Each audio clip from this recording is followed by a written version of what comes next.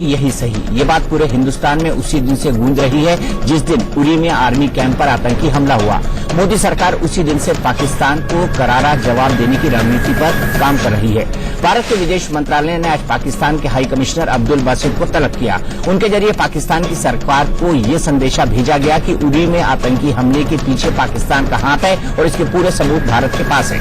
विदेश मंत्रालय ने पाकिस्तान को नसीहत दी है कि वो आतंक फैलाने से बाज आए। इसके अलावा सरकार कूटनीति और रणनीति के मोर्चे पर भी पाकिस्तान को सबक सिखाने में जुटी है। दूसरी ओर उरी में पाकिस्तान की ओर से घुसपैठ की आशंका अब भी बनी हुई है। कल उरी में पाकिस्तानी सेना ने फायरिंग करके आतंकियों की घुसपैठ कराने की कोशिश की, जिसका भारत ने मुंहतोड़ जवाब दिया और 11 आतंकियों को मार गिराया। पाकिस्तान की नापाक हरकतों के खिलाफ भारत में लोगों का गुस्सा लगातार बढ़ रहा है। भारत का हर नागरिक यही चाहता है कि इस बार पाकिस्तान का ऐसा जवाब दिया जाए कि वो फिर आंख दिखाने की जरूरत न करे। The Prime Minister's initial word that those who are responsible will be punished, will go as just a mere statement. How to punish, that is for us to work out. We are quite serious about it. Pakistan is promoting terrorism in our country and talking of human rights. I mean, this is really very, very extraordinary gesture on the part of Pakistan to spread terrorism all around and then to tell other people that they are violating human rights. इस वक्त जो है पूरे विश्व में पाकिस्तान की credibility अपने सबसे निचले स्तर पे है। इनकी बात न कोई मानेगा न कोई सुनेगा और जो इस वक्त माहौल बन रहा है वो यही है कि पाकिस्तान के खिलाफ कोई इफेक्टिव एक्शन लिया जाए। डिप्लोमेटिक लेवल पे ये एक कंसेंसस बन रहा है वेस्टर्न पावर्स में और वही सबसे महत्वपूर्ण है इस चीज में। और इस डिप्लोमेटिक कंसेंसस को एक्शन में ट्रांसलेट होने में कुछ वक्त लग सकता है, लेकिन पाकिस्तान में बार बार ये कहता हूं वो इतिहास की गलत तरफ पे खड़ा है। भारत सरकार से एक विनती है कि जो हमारे भारत के पुत्र जो हमारे शहीद हुए हमारे सैनिक, उनको सिर्फ 21 तोपों की सलामी देकर या इनाम देकर उनकी आत्मा को शांति नहीं पहुंचेगी। हमें पाकिस्तान से मुंह तोड़ जवाब करना चाहिए, हमें पाकिस्तान पर हमला करना चाहिए। जिस तरीके से पाकिस्तान की हरकतें दिन ब दिन बढ़ती जा रही हैं और जिस तरीके से पाकिस्तान हमारे बॉर्डरों पे हरकतें कर रहा है, आज आपको भी पाकिस्तान के टुकड़े करने होंगे, पाकिस्तान के खिलाफ आवाज उठानी होगी। पाकिस्तान वालों को मारो और इसको गोली का लगा के उड़ा दो। इसको एक बार मुंह तोड़ जवाब देकर इसको बिल्कुल सफाई कर देना चाहिए। ना तो ऐसा कैंप रखना चाहिए उधर जहाँ ये ट्रेनिंग दी जाती है, उनको सबको मिटा के तस गैस कर देना चाहिए। मैं तो कहता हूँ एक बार अपने भाई लोगों को छूट दे, मंत्री जी प्रधानमंत्री जी की जाओ और घुस के इनको बाहर करो इनके अंदर, तब जाके ये देश सुधरेगा, बाकी नहीं सुधरेगा ये। तो सवाल यहां पर क्या है, पाकिस्तान से कैसे निपटे हिंदुस्तान? देश के दिलोरों के साथ बड़ी बहस करेंगे। इनमें से ज्यादातर वो लोग हैं जो किसी न किसी मोर्चे पर पाकिस्तान का मुकाबला करते आए हैं और ये तमाम वो फौजी हैं जो जांबाज हैं और देश के लिए कुर्बान होना जानते हैं। हमारे साथ कई सारे खास मेहमान जुड़े हुए हैं। हमारे साथ रिटायर्ड मेजर गौरव आर्या है, डिफेंस एक्सपर्ट है। रिटायर्ड कर्नल वीएन थापर साहब है, जिनके बेटे की शहादत को आज भी पूरा हिंदुस्तान नम आंखों से याद करता है, जो उन्होंने करगिल युद्ध के दौरान दी थी। रिटायर्ड कर्नल सज्जन प्रकाश आर्या है, जो कि डिफेंस एक्सपर्ट है। Retired major general Ravi Arora है, जो कि डिफेंस एक्सपर्ट है। Retired lieutenant general OP Kaushik है, जो कि डिफेंस एक्सपर्ट है। और साथ ही साथ retired lieutenant general Ravi Sahni, जो कि फॉर्मर डिप्टी आर्मी चीफ हैं और डीजी मिलिट्री इंटेलिजेंस रहे हैं बहुत क्रूशियल टाइम से, वो भी हमारे साथ थोड़ी देर में जुड़ जाएंगे। सबसे पहले गौरव, मैं आपसे शुरुआत करना चाहूंगा, क्या करना चाहिए ऐसे में? क्या आपको नहीं लगता कि आज जिस तरह से एयर स्पेस बंद की गई है, आज जिस तरह से सेना को अलर्ट रहने के लिए कहा गया है, पाकिस्तान जानबूझ के भारत को जंग के लिए उकसा रहा है? क्योंकि उसको कोई फर्क नहीं पड़ता, उसके सिविलियन मारे जाए, उसके तो वैसे ही वॉर चल रही है। वो ये चाहता है कि किसी तरह से वो ये बताने की कोशिश करे, जताने की कोशिश करे कि वो एक न्यूक्लियर पावर है। देखिए, इसमें दो बातें सामने आती हैं। पहली चीज तो पाकिस्तान को जो हम लोग कहते हैं कि हम डिप्लोमेटिकली आइसोलेट करेंगे, इकोनॉमिक सैंक्शंस लगाएंगे पाकिस्तान के ऊपर, हमें यह समझना चाहिए कि पाकिस्तान को चलाता कौन है। पाकिस्तान को नवाज शरीफ नहीं चलाते, पाकिस्तान को चलाते हैं जनरल रहील शरीफ, और उनको कोई फर्क नहीं पड़ता कि उनके ऊपर डिप्लोमेटिक सैंक्शंस लगे, इकोनॉमिक सैंक्शंस लगे, उनको कोई फर्क नहीं पड़ता। अगर पाकिस्तान को जवाब देना है तो पाकिस्तान को मिलिट्री जवाब देना पड़ेगा, क्योंकि पाकिस्तान चलाती है पाकिस्तानी सेना, और पाकिस्तानी सेना को सिर्फ बल की भाषा समझ में आती है। अगर हम ये सोचें कि हम पाकिस्तान के साथ और कुछ करेंगे और पाकिस्तान अपनी हरकतों से बाज आ जाएगा, ऐसा कभी नहीं होने वाला। और अगर पाकिस्तान ये चाह रही है कि हमें जंग के लिए उकसाए, तो हां ठीक है, इस वक्त हम भी तैयार हैं। पूरे राष्ट्र का जो मनोबल है वो मजबूत है, और मैं पूरी जंग की बात नहीं कर रहा, लेकिन कुछ ना कुछ हमें ऐसा करना पड़ेगा सरहद पार जाके कि पाकिस्तान को याद रहे कि अगली बार जब वो देश के अंदर हमारे आतंकी भेजें तो उसका परिणाम क्या हो सकता है। कर्नल थापर साहब, हमारे सेना का मोराल हमेशा से ऊंचा रहा है, उसके मोराल डाउन होने की कोई बात ही नहीं है, लेकिन पाकिस्तान की इन कायराना हरकतों को रोकने के लिए अब हमको किस तरह के डिसिसिव एक्शन की जरूरत है? देखिए, हमें जैसे कि आर्या साहब ने कहा, ये एक मिलिट्री एक्शन था उनका, और ये जिस तरह की हम बातें करते रहते हैं कि डिप्लोमेटिकली और इकोनॉमिकली उनको हम अलग थलग कर देंगे, उससे उनके ऊपर ज्यादा फर्क नहीं पड़ने वाला। और कोई भी कॉन्क्रीट एक्शन अभी तक इस दिशा में नहीं लिया गया। मैं समझता हूं जो पीस के ओवरचर्स किए गए हैं अभी तक, उनमें से कुछ तो काट देने चाहिए और उनको खत्म करना चाहिए। क्या मतलब है बस का जाने का? दो यात्री पीस सेतु से उस बस का जाने का क्या मतलब है, आप बताइए मेरे को। दूसरा, मैं समझता हूं कि जिस तरह से पाकिस्तान ने हमारे साथ ये कश्मीर में माहौल क्रिएट किया हुआ है ताकि हमारी आर्मी वहां अच्छी तरह इन्वॉल्व होकर रहे और कोई बड़ा एक्शन लेने में काफी मुश्किल पड़े, वैसे ही हमको करना चाहिए। और सिर्फ बातों से, सिर्फ बयान से नहीं, बल्कि हमको कॉन्क्रीट एक्शन लेना चाहिए उस पॉइंट पे जहां पाकिस्तान को चोट लगे। और मैं समझता हूं हमें हमारी इन्वॉल्वमेंट बढ़ानी चाहिए उन क्षेत्रों में जहां पर पाकिस्तान को चोट लगने पे कुछ दर्द होता है।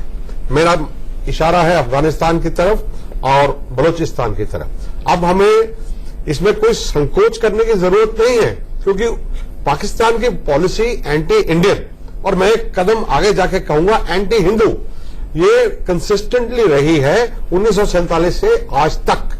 उनको हमारे देश के लिए डिस्डेन है, नफरत है, और उनकी स्टेट नहीं, उनका एग्जिस्टेंस ही हमारी खिलाफत पे बना है। बिल्कुल, हमारी खिलाफत तो में उनका एग्जिस्टेंस है। हम सॉफ्ट पेडलिंग क्यों करें? हम उनके लिए सॉफ्ट पेडलिंग क्यों करें? मेरे सीनियर एडिटर प्रकाश पांडे भी हैं, उनका तारुफ कराना भूल गया। वो हमें बताएंगी कि भारत सरकार में आज जो अहम मीटिंग हुई है उसमें किन किन बातों पर विचार किया गया है और कूटनीति इस वक्त भारत सरकार की क्या कह रही है। लेकिन उससे पहले मैं रिटायर्ड कर्नल सज्जन प्रकाश आर्या की तरफ जाऊंगा, चंडीगढ़ से हमारे मौजूद है। आर्या साहब, आपको क्या लगता है सॉफ्ट पेडलिंग की जरूरत तो अब बिल्कुल दिखाई नहीं देती, लेकिन मुझे ऐसा लगता है कि कहीं ना कहीं पाकिस्तान के मामले में हम बहुत ज्यादा सॉफ्ट बन जाते हैं।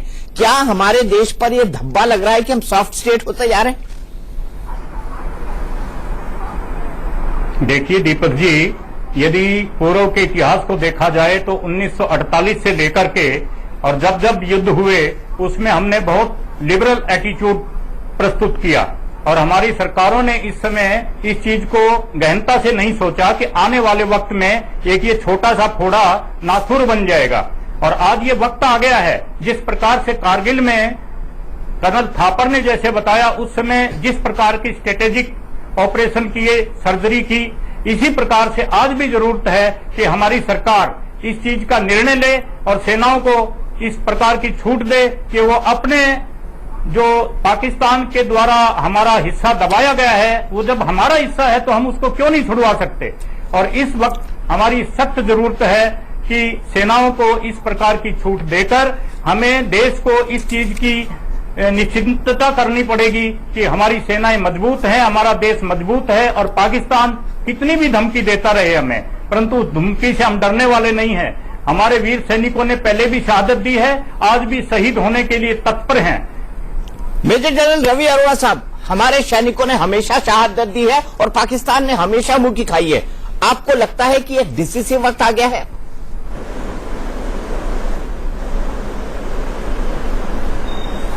जो लोग तो ज्यादा प्रभावित हैं इस आतंकवाद से, उनकी तो उम्मीदें अब बहुत ही ऊपर हो गई हैं।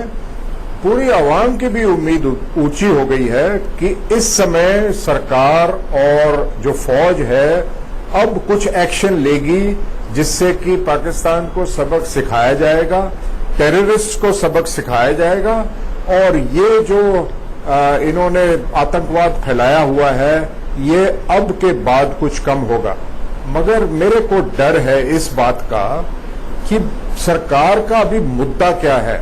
अगर तो मुद्दा है सिर्फ आवाम को शांत करना, कुछ एक एक्शन करके दिखाना, तब तो इसका जो उद्देश्य है नहीं होने वाला, आतंकवाद कम नहीं होने वाला। अगर तो उद्देश्य है कि पाकिस्तान की सेना को सबक सिखाना है और आतंकवादियों के गुटों को सबक सिखाना है, फिर आई एम अफ्रेड सिर्फ 2-4 मिलिट्री एक्शन से वो रिजल्ट हमें नहीं मिलने वाला। पाकिस्तान की सेना भी काफी मजबूत है, उन्होंने भी अभी अलर्ट घोषित कर दिया है और लड़ाई की तैयारी कर रहे हैं। मेरे हिसाब से भी जब तक एक अच्छी खुल के जंग नहीं होती है जिसमें कि पाकिस्तान की टोटल डिफीट ना हो, तब तक वो घुटनों पर नहीं आएंगे, तब तक उनको सबक नहीं सिखा पाएंगे। वैसे तो अभी जो ऑप्शंस हैं माने जाने ऑप्शंस हैं, 3 ऑप्शंस हैं। एक है कि लाइन ऑफ कंट्रोल पे ही आप फायर असॉल्ट करें, हैवी आर्टिलरी से गोलाबारी करें, उनके ऊपर नुकसान करें, बट वो सबक नहीं सीखने वाले। दुश्मन के टेररिस्ट जो कि पिन पॉइंट किए जाएं यूएवीज के साथ, उनके ऊपर टारगेटेड अटैक किए जाएं, इससे कुछ असर होगा, कुछ समय के लिए होगा, मगर ओवरऑल वैसा नहीं होगा कि आतंकवाद के जो घटनाएं हैं वो कम हो जाए। तो मेरे को तो लगता है कि एक जंग ही होना जरूरी है जिसमें पाकिस्तान की टोटल डिफीट हो। कन्वेंशन वॉर ही सही, कन्वेंशनल, बेशक न्यूक्लियर थ्रेशोल्ड पे वो लड़ाई ना जाए, बेशक न्यूक्लियर थ्रेशोल्ड पे ना जाए। लेकिन लेफ्टिनेंट जनरल ओपी कौशिक साहब, आपसे जानना चाहूंगा यहां पर कि क्या आपको लगता है कि एक जंग अफोर्ड कर सकता है भारत? इस वक्त एक जंग अफोर्ड कर सकता है?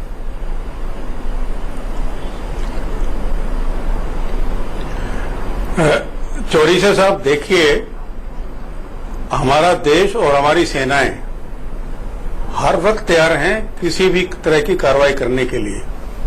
लेकिन मैं देशवासियों को यह विश्वास दिलाना चाहता हूं कि पहली तो लोकल लेवल पे जो हमारे फॉर्मेशन कमांडर्स हैं उन्होंने जरूर पाकिस्तान की पोस्टों को पनिशमेंट दिया होगा इस कार्रवाई के लिए। क्या पनिशमेंट दिया है, इसका प्रोपेगेंडा आमतौर पर फौजें किया नहीं करती हैं। मैं भी वहां का जीओसी रह चुका हूं, कुपवाड़ा में मैं जीओसी था, कारगिल का मैं जीओसी रह चुका हूं, सियाचिन ग्लेशियर का जीओसी रह चुका हूं। जब भी इस तरह की घटनाएं होती हैं, सरकार की तरफ से हमें सीधा क्लियर डायरेक्शन है, अगर एक आपके ऊपर गोली आती है आप उसके ऊपर 10 फायर कीजिए, और ये पॉलिसी हमारी सेनाएं इसके ऊपर तत्पर है और कार्रवाई कर रही है। पहली बात तो ये है। दूसरी बात है, पाकिस्तान की ये हरकत क्यों हुई है, मेरा एक अलग विचार है। कश्मीर में जो आज जो पत्थर फेंकने की कार्रवाई हो रही है, ये तकरीबन मेरे विचार से फेल होती जा रही है। मैं अभी थोड़े दिन पहले ही कश्मीर होके आया हूं और मैं सैकड़ों आदमियों से मिला हूं। मेरा अपना विचार ये है कि कश्मीर की समस्या जो है, ये सिर्फ 5% आदमी इस तरह की हरकतों में हिस्सा ले रहे हैं। 95% जनता आम से पीसफुली रहना चाहती है। पाकिस्तान को डर लग रहा है कि इस तरह की घटनाएं जो इसने करवाई हैं, उसके प्रयत्न इस काम में फेल होते जा रहे हैं। और ये उरी में जो उसने एकदम से ये कार्रवाई की है, ये एक तरह से झूठा भरोसा दिलाने की है उग्रवादियों को कि हम भी तुम्हारे साथ हैं। आमतौर पर पाकिस्तान इस तरह की हरकत पहले भी करता रहा है। जब भी उसने घाटी में कोई कार्रवाई करने की कोशिश की और उसके रिजल्ट नहीं निकल रहे, तो वो खुद कुछ न कुछ छोटी मोटी छोटपुट कार्रवाई करता है। तीसरी बात, यदि हम चाहेंगे तो पाकिस्तान जहां ट्रेनिंग कैंप इनके करता है, और मैं आपको एक बात बता दूं, उग्रवादियों के ट्रेनिंग कैंप पूरे इलाके में है, पीओके में, पाकिस्तान ऑक्युपाइड जो टेरिटरी है। कारगिल से लेकर के कारगिल, कुपवाड़ा, उड़ी, पुंछ, राजौरी, इन सब के सामने इनके कैंप हैं और इन कैंपों की दूरी लाइन ऑफ कंट्रोल से 30 से 40 किलोमीटर की दूरी पे है। हम इन कैंपों को आर्टिलरी फायर तोपखाने से भी बर्बाद कर सकते हैं। हमारे पास हेलीकॉप्टर बेस्ड ट्रूप्स हैं, वो बर्बाद कर सकते हैं। हमारी जो कमांडो यूनिट्स हैं पूरी तरह से तैयार हैं, पूरी तरह से ट्रेंड हैं। बिल्कुल क्लियरेंस मिलने पे हमारी कमांडो यूनिट भी इनको खत्म कर सकती हैं। पाकिस्तान को पूरा मालूम है कि हमारी ये पूरी कैपेबिलिटी है और किसी भी टाइम हम इसको कर सकते हैं, इसमें कोई चिंता की बात चिंता की बात नहीं है। आर्टिलरी फायर कर सकते हैं, 30 से 40 किलोमीटर की रेंज के अंदर है। लेकिन प्रकाश, आज सरकार में क्या क्या हुआ, सरकार क्या सोच रही है? क्योंकि पाकिस्तान ने तो फिर टकासा कह दिया कि भारत अननेसेसरी प्रोपेगेंडा कर रहा है। अब्दुल बासित का बयान आ गया है फॉरेन सेक्रेटरी से मिलने के बाद, और उनका साफ साफ कहना है कि भाई कश्मीर से ध्यान हटाने के लिए भारत उरी उरी चिल्ला रहा है, ये गलत है, जो कि पूरी तरह से पाकिस्तान गलत बयानी कर रहा है। सरकार में आज क्या क्या हुआ, किस दिशा में सरकार सोच सकती है? देखिए, ये कहना सबसे आसान होता है कि सीधे आप फायर करें और सीधे लड़ाई कर लें।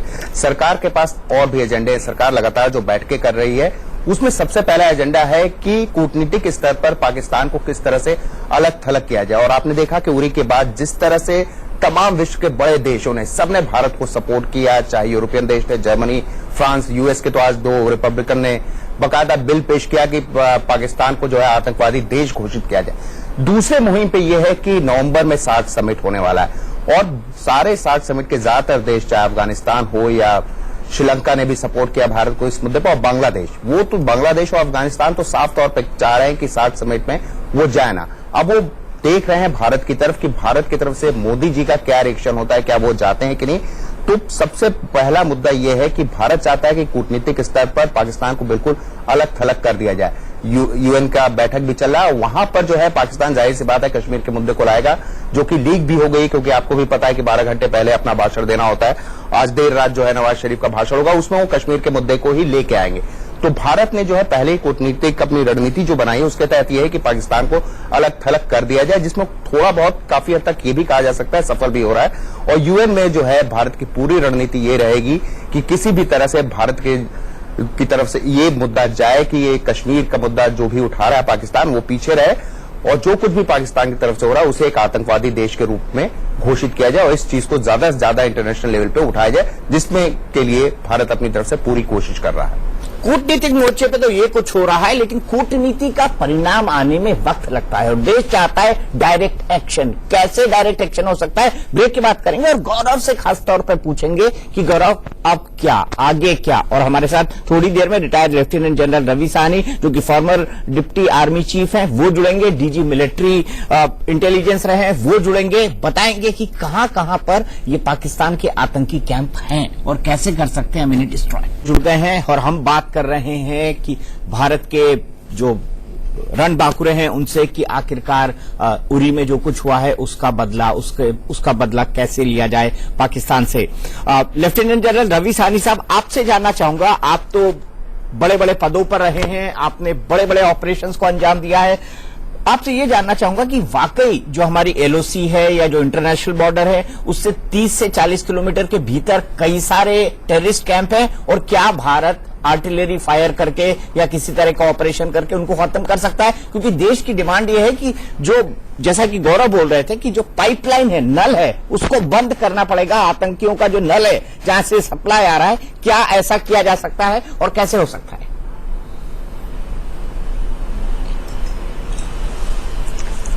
सबसे पहले कई ऑप्शंस हैं दुश्मन के अगेंस्ट एक्ट करने की, और मेरा ये विचार है कि उन ऑप्शंस को टीवी के ऊपर डिस्कस नहीं करना चाहिए। और दूसरी बात यह है कि किस जगह पर कहां क्या एक्शन लेना है, ये लोकल कमांडर्स के ऊपर छोड़ना चाहिए, क्योंकि ये जो प्रॉक्सी वॉर पाकिस्तान के साथ चल रहा है वो हमारे साथ पिछले 10-15 साल से लगे हुए हैं, जिसमें कि कई बार ऐसा होता है कि थोड़ा सा सेटबैक होता है, जिसका कि उनका जो बदला लेना जो होता है वो लिया जाता है। पर ये जो है आराम के साथ कोल्ड ब्लडेड डिसीजन लेना चाहिए और लोकल कमांडर के ऊपर छोड़ना चाहिए। इसके बारे में मेरा इसके बारे में कोई शक नहीं है। जल्दी में और एंगर में नहीं लेना चाहिए। ये जो है बड़ा कोल्ड और कैलकुलेटेड डिसीजन होना चाहिए। आपने कहा कोल्ड और कैलकुलेटेड डिसीजन होना चाहिए। वाकई जब फौजी मारे जाएं तो पूरे देश का खून खोलता है और वाकई देश का खून खोल रहा है और सरकार और सेना भी इस सेंटीमेंट को बहुत अच्छी तरह समझ रही है। लेकिन as a DG military intelligence Pakistan की हरकतें सीमा पर किस किस ढंग से होती है, देश ये जानना चाहता है कम से कम।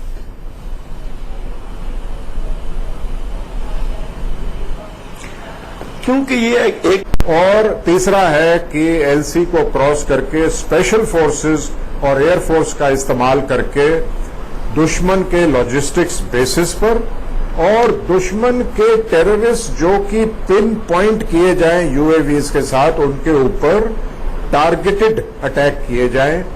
इससे कुछ असर होगा, कुछ समय के लिए होगा, मगर ओवरऑल वैसा नहीं होगा कि आतंकवाद के जो घटनाएं हैं वो कम हो जाए। तो मेरे को तो लगता है कि एक जंग ही होना जरूरी है जिसमें पाकिस्तान की टोटल डिफीट हो। कन्वेंशन वॉर ही सही, कन्वेंशनल, बेशक न्यूक्लियर थ्रेशोल्ड पे वो लड़ाई ना जाए, बेशक न्यूक्लियर थ्रेशोल्ड पे ना जाए। लेकिन लेफ्टिनेंट जनरल ओपी कौशिक साहब, आपसे जानना चाहूंगा यहां पर कि क्या आपको लगता है कि एक जंग अफोर्ड कर सकता है भारत? इस वक्त एक जंग अफोर्ड कर सकता है?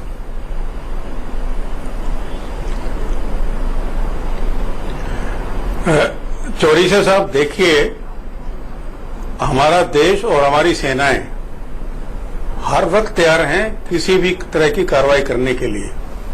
लेकिन मैं देशवासियों को यह विश्वास दिलाना चाहता हूं कि पहली तो लोकल लेवल पे जो हमारे फॉर्मेशन कमांडर्स हैं उन्होंने जरूर पाकिस्तान की पोस्टों को पनिशमेंट दिया होगा इस कार्रवाई के लिए। क्या पनिशमेंट दिया है, इसका प्रोपेगेंडा आमतौर पर फौजें किया नहीं करती हैं। मैं भी वहां का जीओसी रह चुका हूं, कुपवाड़ा में मैं जीओसी था, कारगिल का मैं जीओसी रह चुका हूं, सियाचिन ग्लेशियर का जीओसी रह चुका हूं। जब भी इस तरह की घटनाएं होती हैं, सरकार की तरफ से हमें सीधा क्लियर डायरेक्शन है, अगर एक आपके ऊपर गोली आती है आप उसके ऊपर 10 फायर कीजिए। और ये पॉलिसी हमारी सेनाएं इसके ऊपर तत्पर है और कार्रवाई कर रही है। पहली बात तो ये है। दूसरी बात है, पाकिस्तान की ये हरकत क्यों हुई है, मेरा एक अलग विचार है। कश्मीर में जो पत्थर फेंकने की कार्रवाई हो रही है, ये तकरीबन मेरे विचार से फेल होती जा रही है। मैं अभी थोड़े दिन पहले ही कश्मीर होके आया हूं और मैं सैकड़ों आदमियों से मिला हूं।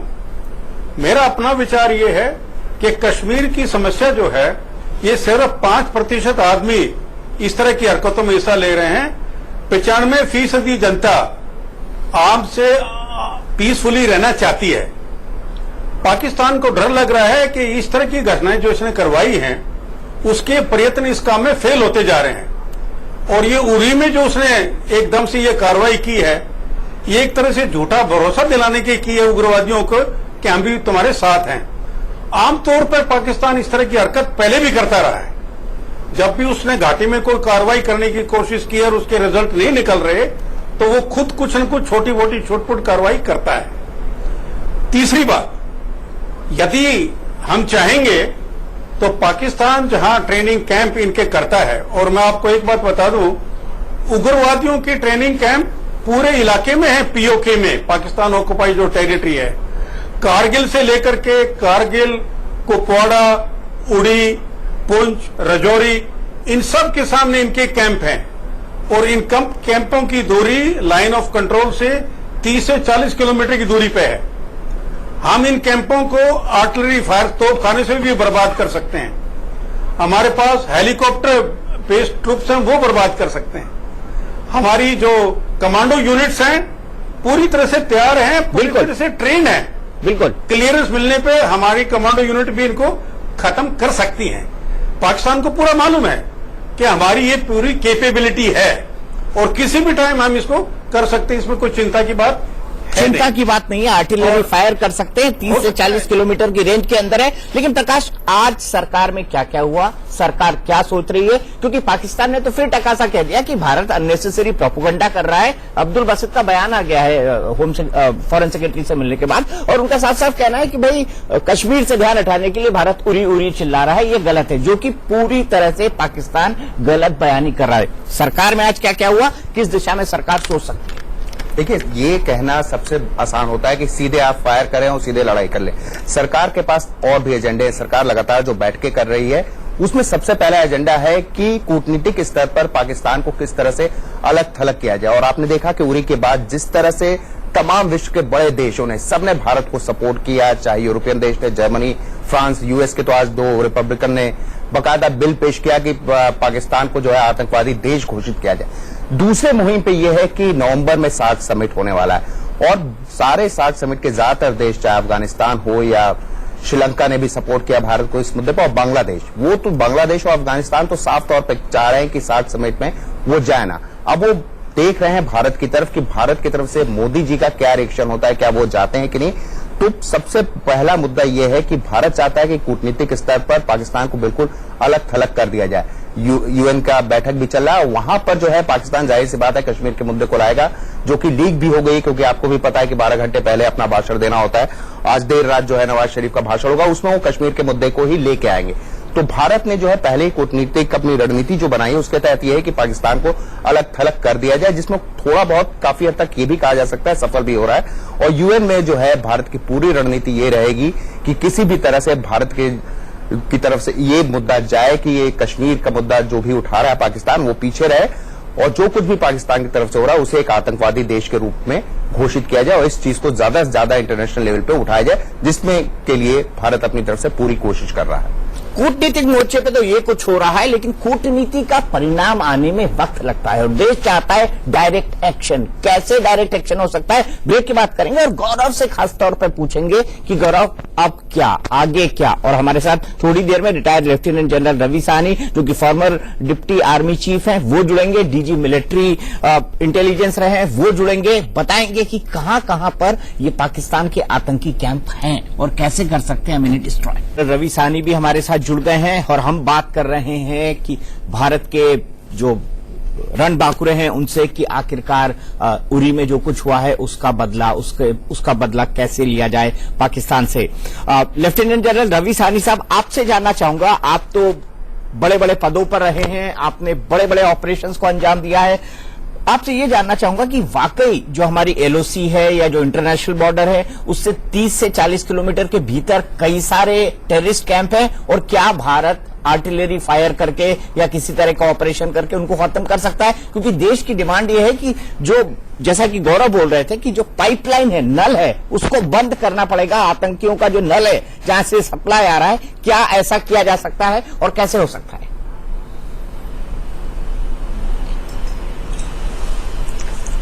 सबसे पहले कई ऑप्शंस हैं दुश्मन के अगेंस्ट एक्ट करने की, और मेरा ये विचार है कि उन ऑप्शंस को टीवी के ऊपर डिस्कस नहीं करना चाहिए। और दूसरी बात यह है कि किस जगह पर कहां क्या एक्शन लेना है, ये लोकल कमांडर्स के ऊपर छोड़ना चाहिए,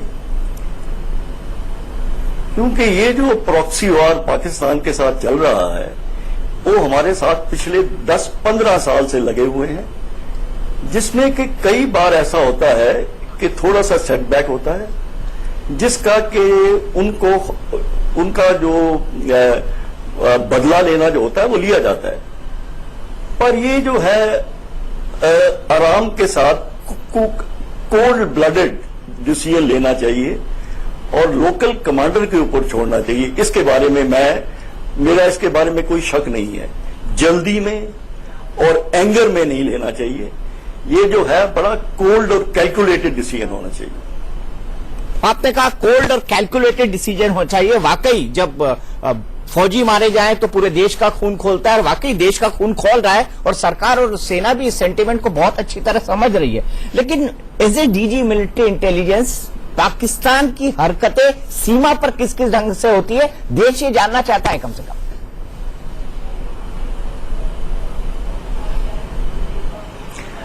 क्योंकि ये एक और इस काम को करने के लिए फौज ने भी अपनी काफी कैजुअल्टी सही है।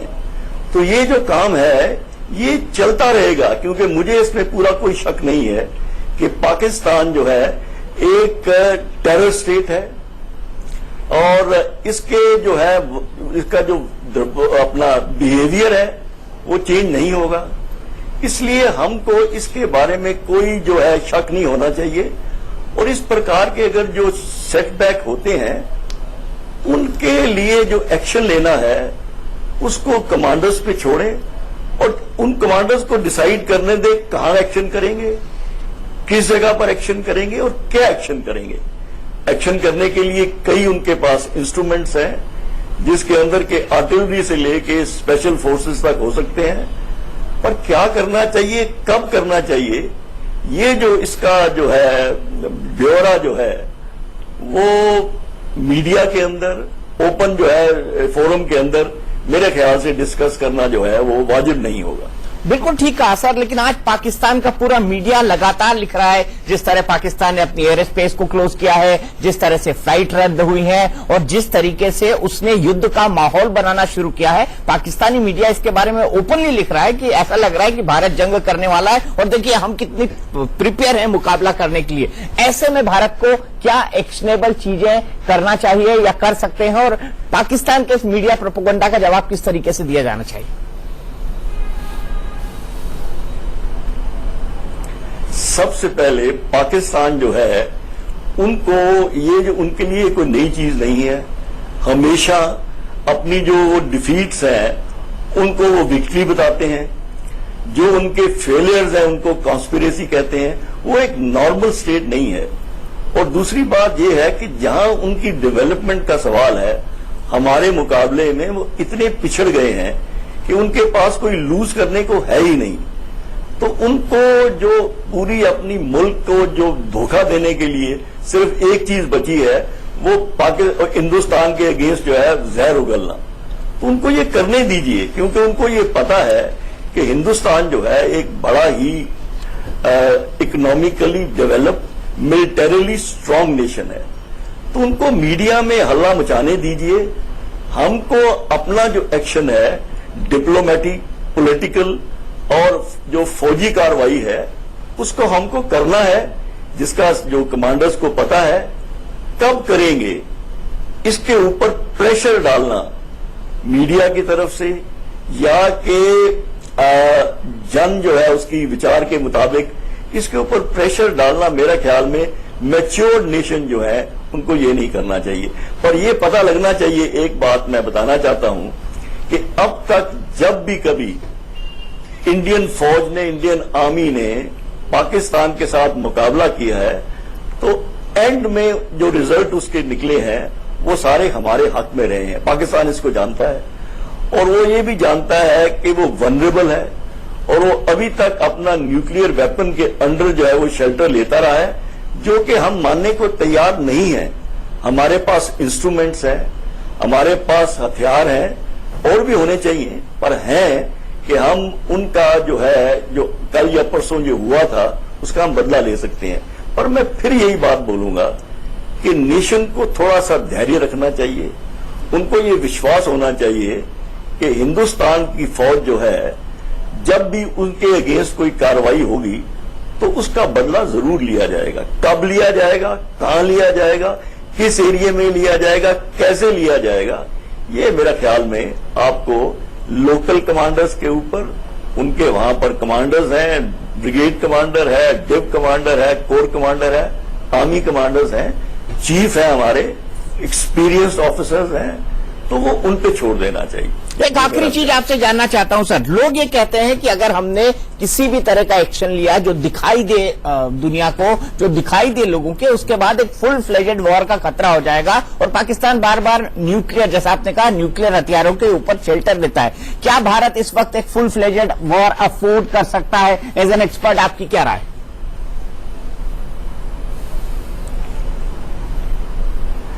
मेरा ख्याल ये है सबसे पहले कि ये जो पाकिस्तान का ब्लफ है कि फुल फ्लेजेड वॉर जो है उसके ऊपर उस हद तक वो लेके जाएंगे, और अगर वो लेके भी जाएं तो नुकसान उनका होगा।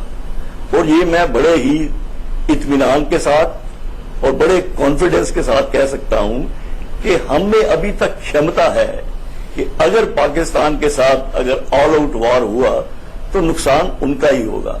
और जहां तक न्यूक्लियर वेपन्स का सवाल है तो मैं आपको ये कहना चाहूंगा कि हमारी जो पॉलिसी है न्यूक्लियर वेपन्स के बारे में वो बड़ी क्लियर है, स्पष्ट है। हमने बताया हुआ है हम पहल नहीं करेंगे, और अगर कोई पहल हमारे अगेंस्ट करेगा, अगर पाकिस्तान करेगा तो उसका खामियाजा उनको भुगतना पड़ेगा, अंजाम बहुत खराब होगा। तो ये जनता को, भारत की जनता को ये जानना चाहिए और पहचानना चाहिए। और दूसरी बात, जब हमारा उनके साथ प्रॉक्सी वार या युद्ध चल रहा है, इस युद्ध के अंदर कई मौके आएंगे जबकि थोड़े सेटबैक होंगे। हम एक मैच्योर्ड नेशन है, हम एक डेवलपिंग नेशन है, हम एक एशियन पावर है, हमारी global what do you call order के अंदर भी हमारी जो है नंबर है, हमारी इकोनॉमी करके, हमारी मिलिट्री पावर करके, हमारे न्यूक्लियर वेपन्स करके, तो हम पुशओवर नहीं है। और ये बदला लेने के लिए जो है टाइम देना चाहिए, क्योंकि जितना दबाव डालेंगे, अगर दबाव के अंदर कोई एक्शन लिया गया और वो ठीक नहीं बैठा तो उसका जो नतीजा है वो गलत होगा। तो मैं यही कहूंगा कि विश्वास रखें, फौज के ऊपर विश्वास रखें और अपनी लीडरशिप पे विश्वास रखें, क्योंकि ये जो आघात हमारे पर हुआ है इसका जो है बदला लिया जाएगा, पर अपने टाइम पे, अपने तरीके से। कई मेथोडोलॉजीज हैं जिसमें कि मिलिट्री एक्शन भी एक बहुत जरूरी अंग है। कैसे होगा, किस तरह होगा, वो मिलिट्री के ऊपर छोड़ दें। बिल्कुल, आपने बिल्कुल सही पॉइंट कही। लेकिन गौरव, मैं आपको यहां पर जोड़ना चाहूंगा, हमको पूरा विश्वास है अपनी सेना पर, पूरे देश को सेना पर विश्वास है, पूरे देश को सेना के मनोबल पर विश्वास है। लेकिन अभी अभी जो खबरें आ रही हैं कि बीजेपी कोर ग्रुप की मीटिंग हुई और उसमें 1-8 सदस्यों को छोड़कर सब ये चाहते हैं कि एक डायरेक्ट कार्रवाई हो और किसी तरह का सर्जिकल स्ट्राइक हो। मैं टीवी पर नहीं डिस्कस करना चाहता, लेकिन पाकिस्तान के ब्लफ को काटने के लिए आपको क्या क्या लगता है, कौन कौन सी चीजें इस वक्त मिलिट्री के हिसाब से एज एन डिफेंस एक्सपर्ट जरूरी लगती हैं? देखिए, दो बातें। जैसे अभी जनरल साहब ने कहा कि ये न्यूक्लियर अम्ब्रेला के अंडर पाकिस्तान जो कार्रवाई अपनी करता रहता है, और जब भी कोई हम ऐसी कार्रवाई करने की कोशिश करते हैं पाकिस्तान हर समय पहले बोल देता है। जैसे कल परसों ही उनके डिफेंस मिनिस्टर का बयान आया था कि we are a nuclear weapon state और हम न्यूक्लियर वेपन्स इस्तेमाल करने में हिचकिचाएंगे नहीं। तो ये पाकिस्तान की आदत है। देखिए, अगर दो बातें हमें समझने की जरूरत है। पहली चीज, ये कर कौन रहा है? ये पाकिस्तान आर्मी कर रही है। अगर हम आर्टिलरी का इस्तेमाल करके उनके कैंप्स, ये कैंप्स किस तरीके के होते हैं? ये कोई यूनिवर्सिटी या स्कूल नहीं होते। ये नीलम वैली है या कहीं पुंछ के आगे है, रजौरी के आगे है, अपना जो भी एरियाज हमारे हैं उनके आगे 30, 40, 45, 50 किलोमीटर के अंदर चल के ये लोग क्या है, टेंट्स लगा दिए कहीं खुले मैदान में, वहां पे ट्रेनिंग कर ली। तो इसमें कोई खास ऐसा इनका ट्रेनिंग कैंप्स का इंफ्रास्ट्रक्चर नहीं होता। और अगर हमने इनके 50 या 100 आतंकी मार भी दिए, मैं कहता हूं 500 आतंकी मार दिए, फिर भी इनकी जो टेरर की फैक्ट्री है वो खत्म नहीं होगी। उनके पास लाखों लोग हैं जो उनके मदरसों से आते हैं पढ़ के, और उनका काम ही यही है कि हिंदुस्तान के अंदर आए और यहां पे शहादत पाएं और फिर जन्नत जाएं। ये पाइपलाइन बनी हुई है पाकिस्तान की। ये अफगान जिहाद के समय उन्होंने शुरू करा था और अभी तक ये यहां पे कार्रवाई करवा रहे हैं। अब बात सोचने की ये है कि अगर पाकिस्तान की ये पाइपलाइन रोकनी है तो पाइपलाइन वहां से रोकनी पड़ेगी जिसके हाथ में वो पाइपलाइन है, और वो है पाकिस्तानी फौज। किस तरीके से? जनरल साहब ने एक और बात बोली कि खुला टीवी पे इसका डिस्कशन नहीं होना चाहिए, और मैं उनकी बात की बिल्कुल इज्जत करता हूं, और ये होना भी नहीं चाहिए, ये गलत है। एक और बात जोड़ूंगा जनरल साहब की बात के ऊपर कि अगर हम लोग, देखिए, पाकिस्तान सबक, मैं सिर्फ इतना कहूंगा कि जब तक हम सरहद पार नहीं करेंगे तो ये जितनी भी हम कार्रवाई कर रहे हैं टेम्पररी होगी, ये कार्रवाई परमानेंट नहीं होगी। आप जब तक लाइन ऑफ कंट्रोल पार नहीं करेंगे, बूट्स ऑन द ग्राउंड नहीं डालेंगे, या किसी और टेक्नोलॉजी का इस्तेमाल करके, जरूरी नहीं है कि आप अपने सोल्जर्स भेजें, किसी और टेक्नोलॉजी का इस्तेमाल कर सकते हैं, अगर उसको करने के बाद अगर आप पाकिस्तानी आर्मी पर डायरेक्टली हमला नहीं करेंगे किसी प्रकार से, तब तक आप जो भी लगाएंगे वो ऐसा होगा कि कैंसर का पेशेंट है और आपने उसको एस्पिरिन खिलाई। आपको कीमोथेरेपी की जरूरत है इसमें। इसमें सिर्फ एस्पिरिन से काम नहीं चलेगा। एस्पिरिन से काम नहीं चलेगा, बहुत बड़ी बात बोली गौरव ने। लेकिन कल जाफर साहब आपसे छोटा सा जवाब चाहूंगा। आज डिफेंस मिनिस्टर ने कहा कि शायद कोई चूक हुई होगी। मुझे बड़ा आश्चर्यजनक लगता है, एक लेमैन की तरह। मैं डिफेंस की मतलब सेना की ऑपरेशंस को उतनी अच्छी तरह नहीं समझता हूं, ज्यादातर लोग नहीं समझते होंगे क्योंकि एक बड़ा टेक्निकल और बड़ा टिपिकल जॉब है ये।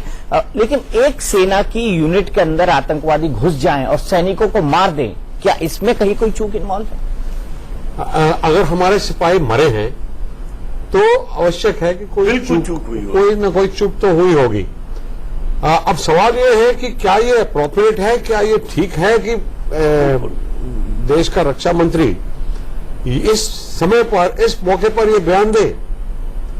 मतलब ये बयान कुछ टल के दिया जा सकता था। क्या इतनी जल्दी है इस बात का विश्लेषण करने बिना पूरी तरह से? अभी तो उनकी इन्वेस्टिगेशन चल रही है।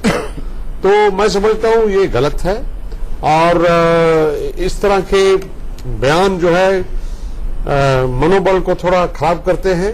पहले ही कुछ नुकसान हुआ उसके ऊपर इस तरह की बात करना मेरे हिसाब से ठीक नहीं है। दूसरी बात, हम हमेशा पठानकोट का हमला हो गया तो भी हमने यही कहा कि हम अपने समय में चुनेंगे टारगेट, जो भी है वो करेंगे कार्रवाई, समय और जगह हम खुद चुनेंगे और आप जवाब दे देंगे। उसके बाद में वो हमारा एक नायक था, उसका हेमराज, उसका सिर काट के ले गए, तब भी यही कहा गया और बार बार से ये बातें कही जाती हैं। सवाल ये है कि जो भी हमने कार्रवाई करनी है वो मौके पर नहीं हो सकती। अगर आपने इस मौके पर एक कोई भी कार्रवाई करनी है, उसकी प्लानिंग और उसकी जो भी आपने करना है उसका पूरा बंदोबस्त तैयार होना चाहिए। बिना तैयारी के कुछ नहीं होना चाहिए और जोश में होश नहीं खोना चाहिए, पुरानी कहावत है। एक ब्रेक के लिए मैं रुकूंगा और ब्रेक के बाद सभी से जानूंगा कि न्यूक्लियर वॉर की जो बात होती है, ऐसे मसले पर हमें क्या करना चाहिए, क्या हम किसी न्यूक्लियर वॉर के लिए प्रिपेयर्ड है। ब्रेक।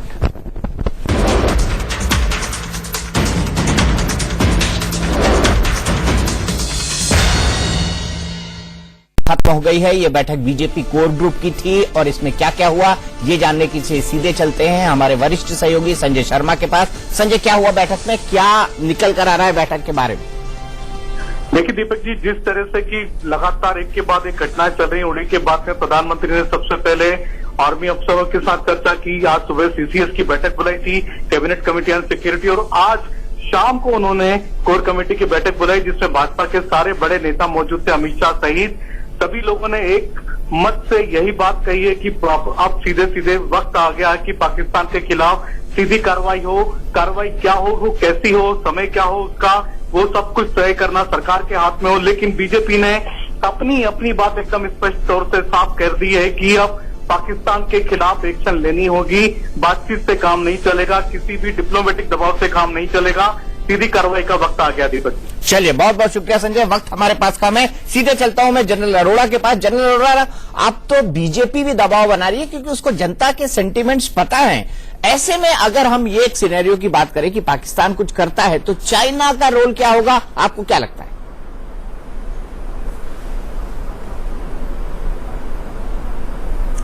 चाइना का रुख पहले से सबको पता है।